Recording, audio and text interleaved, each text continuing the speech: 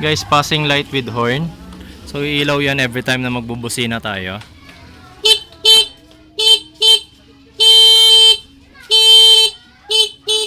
Tapos bago po tayo mag-start, please continue supporting my channel by simply subscribing. And then like nyo po yung aking videos. And then ring nyo po yung bell icons para lagi po kayong notified in case na meron akong bagong upload. Then para makatulong na rin sa iba, share nyo na rin po yung videos ko sa Facebook and any social media accounts nyo para mas marami pa makaalam ng aking mga tutorial videos, guys. First thing na gagawin natin, guys, is tatanggalin muna natin yung headlight assembly kasi nandyan yung ating majority ng wiring harness, especially yung ating ignition switch. Kaya para ma-access natin yung mga wires na yun, kailangan natin tanggalin yung headlight assembly na yan. So, kung ibang model man ng motor nyo, kung nasaan yung headlight assembly nyo, tsaka yung inyong ignition switch, yun yung kailangan yung buksan para ma-access yung mga wires.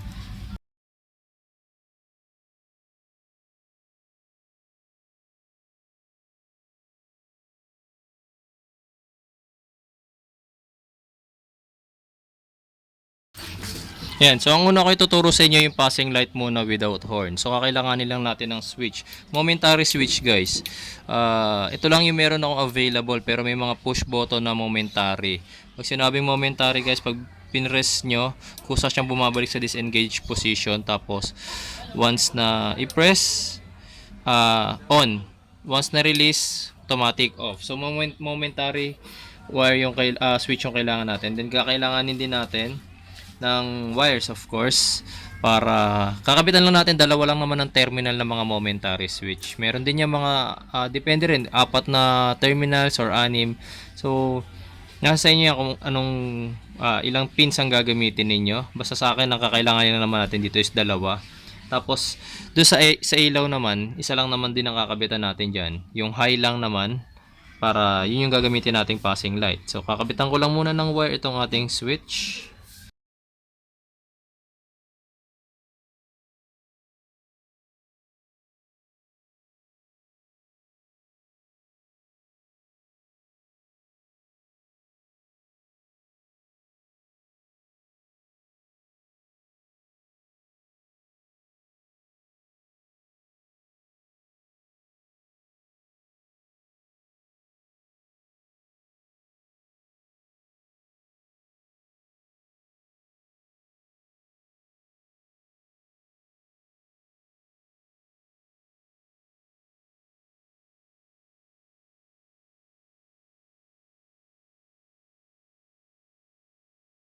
Ang hahanapin natin ngayon, guys, walang polarity yan, kahit alin dyan ang gamitin nyo. Ang hahanapin natin ngayon, guys, yung accessory wire ng ating motorcycle.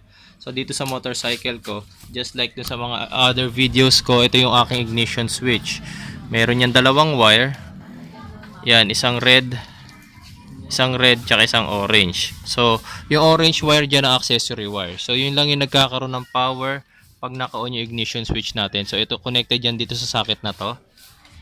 Ayan. So ito yung orange wire. So diyan ko ikakabit yung isang terminal ng aking isang wire ng aking switch.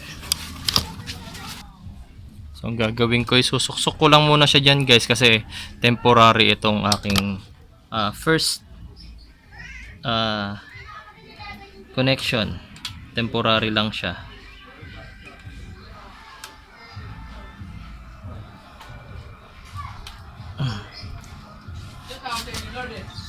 Tapos yung kabilang dulo naman nung switch, yung isang wire naman niya, papunta yan sa headlight natin. So hahanapin natin sa headlight natin. Tulad nito, ito yung ating headlight assembly. Ito yung socket niya. So meron dyan, tulad nito sa model ng motorcycle ko, meron niya 5 wire. So isa dyan is para sa ground, yung 2 dyan is para sa signal light, and then yung 2 naman dyan is para sa headlight. So para malaman natin kung alin dyan yung para sa headlight, gagamit tayo ng test light. Ayan. So yung kabilang dulo ng test light ko, itong wire na to, nakakabit yan sa negative terminal ng ating battery. Tapos ayan. So gamit yung test light, iisa-isahin kong itusok dito sa aking socket kung alin dyan yung para sa headlight. So sa ngayon wala pa. Wala rin. Wala rin tong isa. So wala. So subukan natin mag-turn on. I-turn on ngayon yung ating headlight. Naka-turn on na pa lang guys yung ignition switch ko ah. So dito sa black wire wala. Dun sa katabi niyang wire, ayun, umilaw. Ayan, nakita niyo umilaw siya. Tapos ayan. Pag pinatay ko yung headlight, ayan. So yan na nga yung para sa headlight ko. So probably ito yung sa low. Kasi pag pinindot ko naman yung switch ko para sa high, namamatay siya. So probably yung katabi niyang wire, yung para naman sa high. Wait lang, i-high ko lang. Dali. Ayan. Naka-high siya. So probably itong yellow wire na to yung para sa high. Ayan.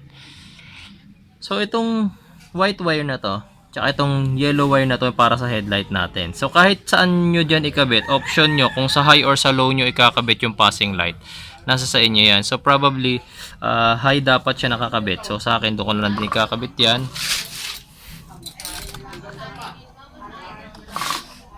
And wait lang, so nahugot yung kinabit kong wire kanina.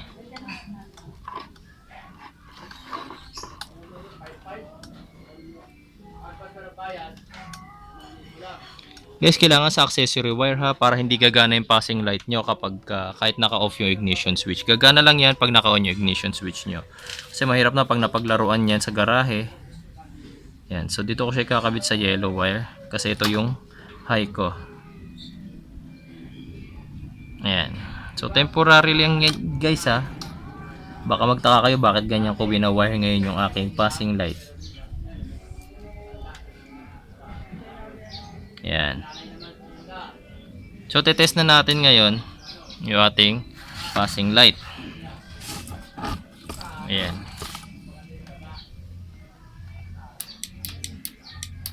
Ayan.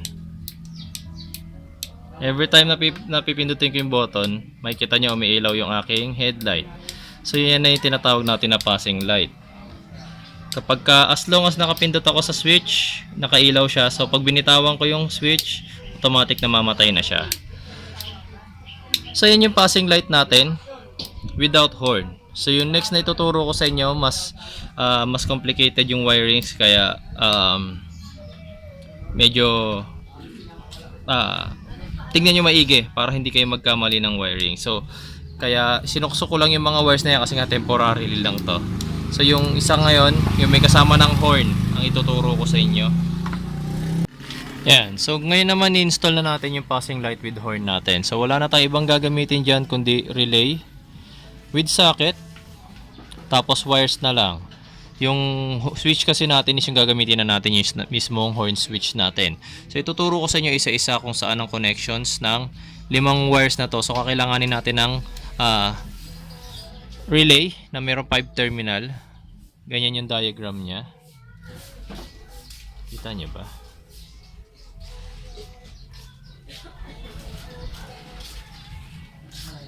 Ayan. So yan yung diagram ng relay na ginagamit natin. Ordinary relay ito na nabibili sa mga auto supply. 5-pin Bosch relay. Ayan. Tapos socket. So sa socket makikita nyo kung alin dyan yung mga gagamitin natin na wire. Ayan mga boss. So ang unang-una natin ikakabit is itong ating relay socket.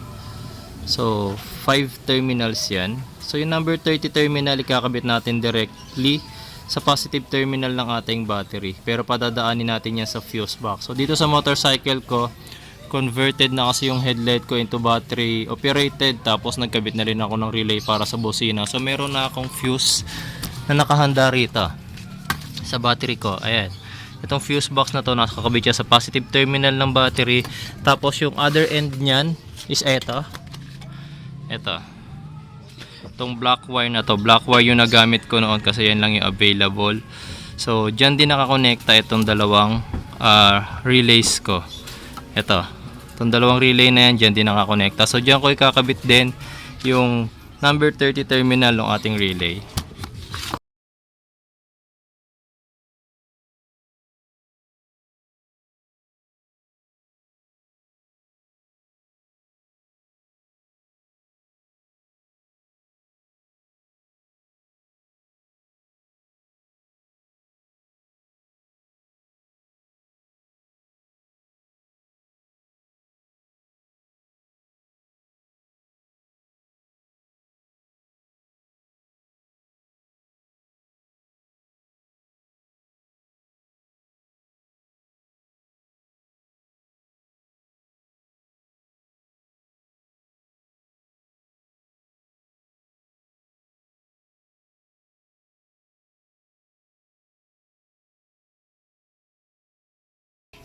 So tapos na tayo with the number 30 terminal. Next terminal tayo guys.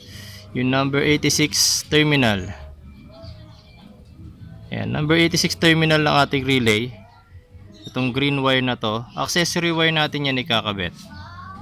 Sa accessory wire ng ating motorcycle. So tulad na sabi ko kanina, ang ating accessory wire mula ignition switch, ito yung dalawang wire na yun. So yung kulay orange wire ang ating accessory wire. So dyan ako magkakabit ngayon ng ating relay number 86 terminal sa accessory wire.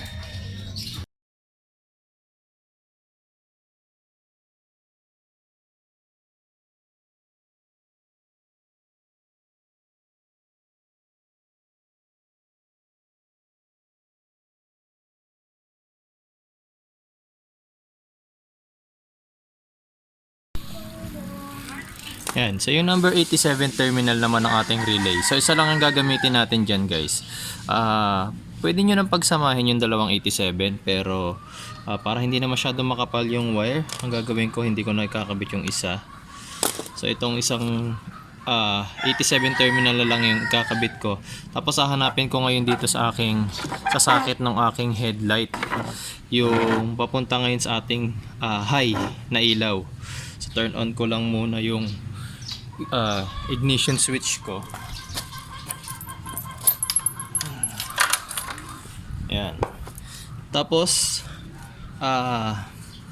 since battery operated na itong headlight ko, hindi ko na kailangan paandarin yung makina para lang magamit ko yung headlight. Ito i-turn on ko lang yung headlight ko. Ayan. So nakabukas na siya. Ayan. Tapos kanina tinest natin to. Alam natin na yung white tsaka yung yellow wire ang merong supply ng kuryente pag nagawa ng headlight. So yung white yung para sa low. Ayan, yung white yung para sa low. Tapos kapag nag high naman ako, wala yung sa white, napunta naman sa yellow. So yung yellow yung pagkakabitan ko ngayon. Itong number 87 terminal ng aking relay. So diyan ko siya itatap. I-stripan ko lang yung yellow wire na yan, tapos ikakabit ko ngayon yung itong number 87 terminal na ta.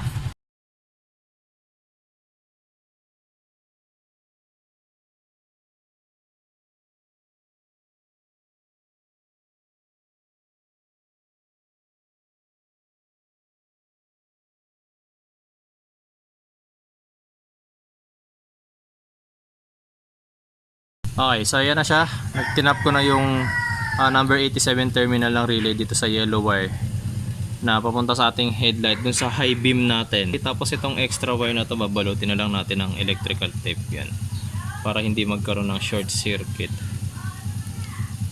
Yan, so last wire na tayo guys. Itong number 85 terminal na lang ng ating relay. So hahanapin natin ngayon yan guys is yung trigger ng ating busina. So ang trigger natin guys is sa negative terminal, negative power source.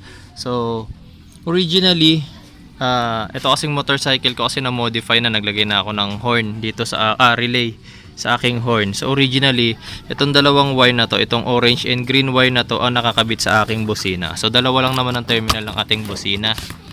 Ayan, dalawa lang naman. So itong dalawang wire na to yung nakakabit dyan dati. Since naglagay ako ng relay, iba na yung wire na nakakabit dyan kasi itong dalawang to nakakabit na ngayon sa relay ko. So nga hanapin natin dito sa dalawang wire na to kung alin dyan yung negative trigger. Pero isa kasi dyan positive, yung isa negative trigger. So gagamit tayo ng test light. Yung negative trigger na yun guys, yun na rin kasi yung trigger natin sa ating horn. So dito kabisado ko na yung aking motorcycle. So alam ko na itong kulay green wire na to ang negative trigger ko. So babalatan ko lang muna yan. Tapos gamit ang test light ipapakita ko sa inyo na yan yung aking negative trigger. So yung other end nung test light ko, kinabit ko sa positive terminal ng battery. Itong wire na to nakakabit siya sa positive terminal ng battery. Tapos ito ngayon yung aking sa horn. So pag pinindot ko yung horn, check nyo, iilaw ngayon itong test light ko. Ayan, nakikita nyo yung yellow light na umiilaw rito. Ayan. So yan yung aking trigger ng aking busina. So dyan na din natin ikakabit yung number 85 terminal nitong relay na to. To. Number 85 terminal ang ating relay. Ngayon mga boss, so tapos na tayo with the wiring. Testing time na tayo ngayon. Titingnan natin kung gumagana na yung ating passing light. So turn on ko lang yung ignition switch ko. Ayan. Tapos pipindutin ko yung busina. Tignan natin kung sasabay na yung headlight natin sa ating busina. Ayan. So konting recap na lang tayo guys para hindi kayo malito. So yung number 30 tulad na sabi ko kanina, positive terminal ng battery. Pero pinadaan ko yan sa fuse.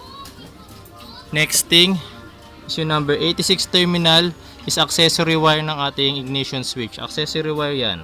Then yung number 87, yung dalawang 87, papunta yan sa bulb natin, sa ating headlight. Sa positive terminal din ng ating mga bulbs. Kasi yung negative terminal, yung negative supplies ng ating mga bulb is automatically nakakonekta na sila. So positive connection na lang yung hinihintay nila. Then last wire natin is yung number 85 terminal. Yan naman yung para sa trigger ng ating horn. So yung kung hindi pa na-modify yung inyong horn, hanapin nyo lang dun sa horn nyo yung negative source doon. Yun yung trigger ng ating busina, yung ating horn switch. Okay guys, so I hope natutunan nyo ngayong araw na to ang pagkakabit ng passing light without horn, and then yung passing light with horn. So dalawa yung tinuro ko sa inyo ngayong araw na to. In case, kita-kita tayo sa susunod ko pong video, and thank you po sa panonood sa aking YouTube channel. Salamat guys!